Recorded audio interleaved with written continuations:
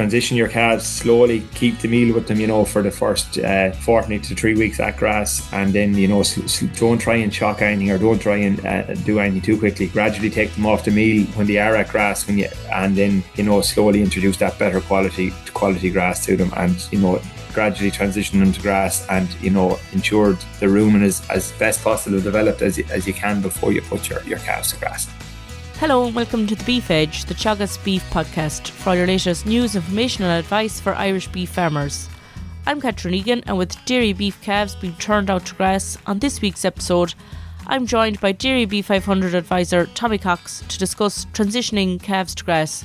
Tommy, what's the biggest challenges you see on DairyBeef 500 farms when calves go to grass?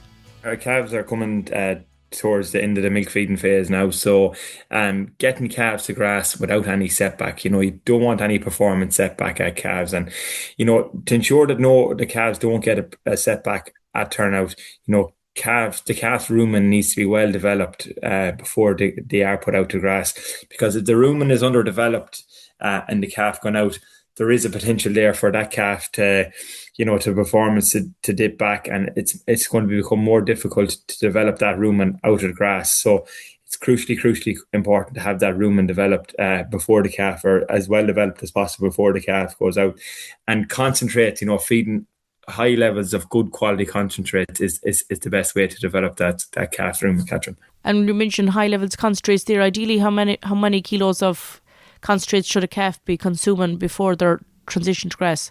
Yeah, so look, at weaning, you'd like the calf to be eating 2 kilos of concentrates a day for 3 or 4 days prior to weaning, so that's, the general rule of thumb before you wean a calf, that they're on that level of concentrates. Because if you wean a calf before they're on that level of concentrates, there's a big shock to the system, and the diet generally won't be sufficient, to meet the growth requirements of the calf. So ideally, you'd like them on the 2 kilos pre-weaning, and then post-weaning, Catherine, I would be recommending, that the calves are offered as much as meal as possible, for that 2 to 3 weeks anyway, pre-turnout, post-weaning, and along with that concentrate, you would offer straw as a form of roughage, for the calves. Ideally, Tommy, what weight and age should calves be before turned out? Weight and age, look, it depends. Like that, depends on a certain amount of factors. Ideally, you'd like to be weaning the calves from 90 to 100 kilos or thereabouts. Ideally, then, if you could keep the calves in for 2 to 3 weeks post weaning, to drive that concentrate intake. So get the calves eating as much concentrate as possible, for that 2 to 3 week period, and get them, in excess of that 110 or so kilos before they go out. Ideally, if you get a calf, well weaned, get that level of meal into them for 2 to 3 weeks post weaning, you have a well developed rumen at that stage, and that calf should drive on and just should acclimatise to grass without really any setbacks. And what type of grass covers should farmers be targeting for young calves? Yeah, so look at initially, again, post turnout, ideally you'd probably be liking to put calves onto that sort of a stronger cover, and so initially, look at when calves goes out, farmers were all, most farmers are the same. They have them couple of well fenced paddocks close to the yard, and that's where they generally put calves. It's probably not ideal, but that's where calves are actually going. So in terms of grass covers, look at catching ideally onto either a bare paddock, for the first week or 10 days post turnout, or if not, a stronger, a stemmier type paddock where there's adequate levels of fibre. You don't want to give calves a big area where they go around and nip the tops of the grass. That grass, even if there was no nitrogen applied, there still could be high levels of nitrogen in it. So, for that 10 days to a fortnight after going out, either a bare paddock or stronger stemmier grass, and restrict that stronger stemmier grass to them to show they're grazing down and getting fibrous material in the grass. And after those 10 or 12 days are passed, Tommy, what rotation length works best in those first few weeks? As like say if calves are going out to just say the middle of May, you'd acclimatise them then for the next 3 to 4 weeks onto that from that stronger grass, and then you'd like to put them onto that better quality grass, 12 to 1300 kilos of dry matter, that nice fresh grass. What ideally you would be liking, is give them maybe a 2-day break in the when they are offered that grass, so they're cleaning out the paddocks. not only in terms, clean out the paddocks, it'll ensure quality grass comes back, but again, it's ensuring the calves are grazing down, where there's fibrous material, they're grazing down to the base of that grass sward, ensuring fibrous material is entering the diet. Again, you'd like to ensure straw is kept with the calves, to prevent any setbacks. And then look, at you're working off your 21-day rotation, Catherine, similar to your older stock. But ideally, if farmers can manage it, that if calves are grazing the paddock, say the first grazing calves give a paddock ideally in 3 weeks. After that your older cattle are grazing that paddock. It'll help in terms of, your older cattle, you generally have higher graze out power and you clean out the sward better, but it also can help in terms of parasite control, generally worms. And you mentioned there at the start, the importance of giving adequate concentrates, especially after turnout for that 2 to 3 week period. Is there a temptation there to feed concentrates for longer, or how long should that continue? Every farm, again, is probably case specific, but look at the farmers that we be dealing with in the DairyBeef 500 program. You look at the definitely will be keeping concentrate with calves up until the first week of July. There is, there is a possibility then for farmers, that operate in good levels of grassland management, and generally farmers, probably in the drier climates, maybe in the south and east of the country, they would have the possibility, to pull the concentrates maybe from the first or second week of July right up until September. Other farmers then, they might keep that kilo of concentrates with the calves, to ensure performance. And look at it, it's a good way of herding calves. And like generally with your younger calves, they're an efficient animal. So for every kilo of concentrates you give, you will get a return in terms of live weight. But on the other hand, if you have strong calves, well-managed calves, you have the potential, labour saving and the cost saving. But what I would say, as farmers, need to regularly grade their calves and sort their calves, and any of your smaller, lighter calves, they possibly will need to be kept on concentrates right throughout the summer months. Again, it depends on the age of the calf. Your earlier calves, as opposed to your later spring-born calves, they're two different animals. Your earlier born calves, you definitely have more scope with them. And perhaps splitting the group, like you mentioned there, into maybe calves that's doing better versus calves that haven't the thrive in them at the minute, that could help minimise that growth check after turnout. 100%. Like, you might have a calf, maybe 130 or 40 kilos, a good thriving calf versus a lighter calf might be only 95 or 100 kilos.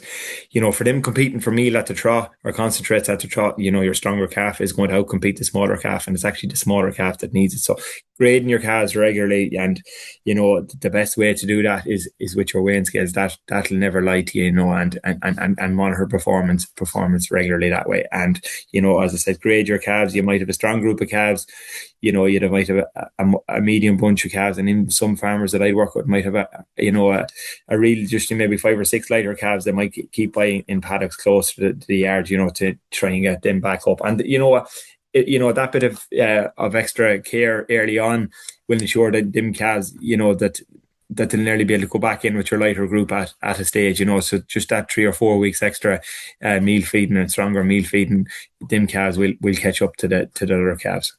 And you mentioned there earlier with regard to worm burn, what's the approach to dosing calves in their first grazing rotation? It'll be back to the individual farms. Like most of our farms are operating intensely, and there will be worm burdens there on farms.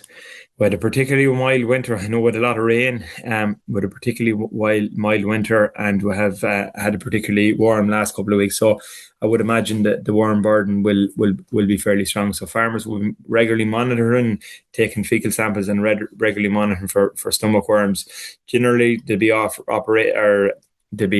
operating between the different classes. So generally early on, farmers might give a white drench for the first drench or two, and then they'd move on to your yellows and your clear type drenches as the grazing season progresses. But farmers that we'll be working with will be monitoring the stomach and gut worms via the fecal sampling, and then the lung worms, which has become more prevalent in recent years. They'll be watching for clinical signs such as isolated coughing in calves, and then as isolated coughing gets more, there would be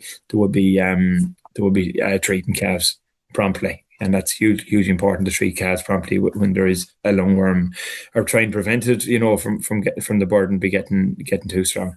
And lungworm has become a big risk on farms, particularly if it's not shown up in fecal samples. How are the key things that farmers can do to, stay ahead of it and avoid issues?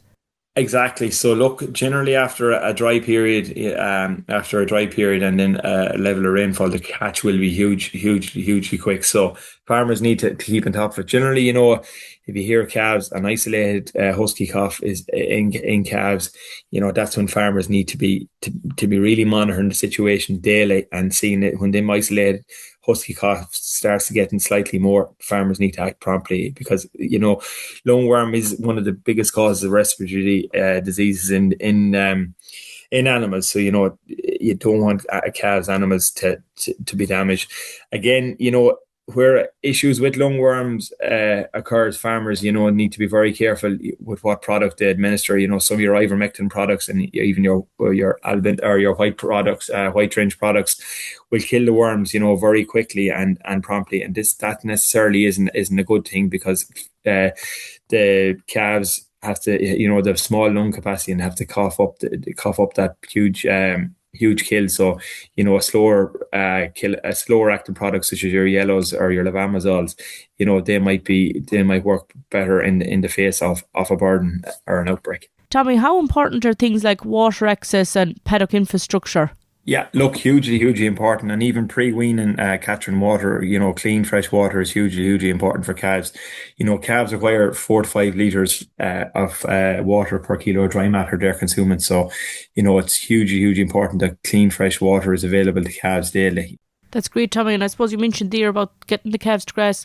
What group sizes or stocking rates work best for young calves at grass? It depends on your paddock sizes. Ideally, look, the farmers that we be dealing with would to be anywhere from maybe 40, 50 calves right up to 150 calves. So depending on the size of the obviously the smaller the groups, your 50, 60 calves, you have easier management, but on the other side of that you have less grazing power. So it depends. Look, it's case specific on farms. It depends what works well, but I think if farmers, if you sort your stronger calves and put as big a batch of them as possible together, generally they will, if you keep monitoring them, generally they will, they'll work well in a grazing group. But in terms of meal feeding and all that, like 50, 60 calves probably from farmers that we work with, would be the spot. But as I said, well, farmers, feeding up on over 100, 150 calves in one group. So it's case specific for the farm. And in relation to targets now for the year ahead, what daily live weight gain should farmers be targeting at grass on these young calves?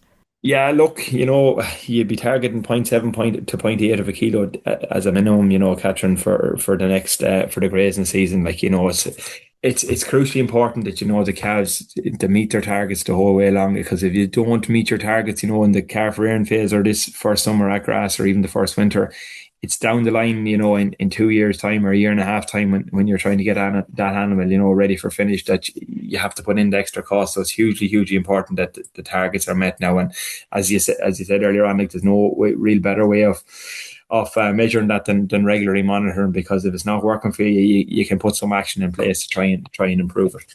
That's great, Tommy. You covered an awful lot there in the last few minutes. What's the one key message for farmers that they need to get right when transitioning dairy calves to grass, in your opinion?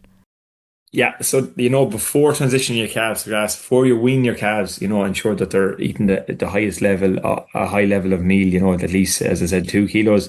Transition your calves slowly, keep the meal with them, for the first fortnight to 3 weeks at grass, and then don't try and shock anything, or don't try and do anything too quickly. Gradually take them off the meal when they are at grass, and then slowly introduce that better quality grass to them, and try and prevent any sort of shock to the system. Gradually wean them, gradually transition them to grass, and ensure the rumen is as best possible developed as you can before you put your calves to grass. That's great, Tommy. Thanks very much. And you can get a monthly update from the DairyBeef 500 team by registering for the newsletter, and I'll include the link in the podcast text. Thanks very much, Tommy. Thanks very much, Catherine. Thanks.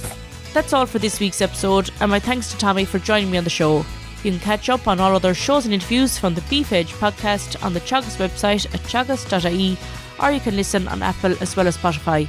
Don't forget to rate, review and subscribe so you never miss a show. For all other updates from our beef programme, keep an eye on our Twitter and Facebook pages.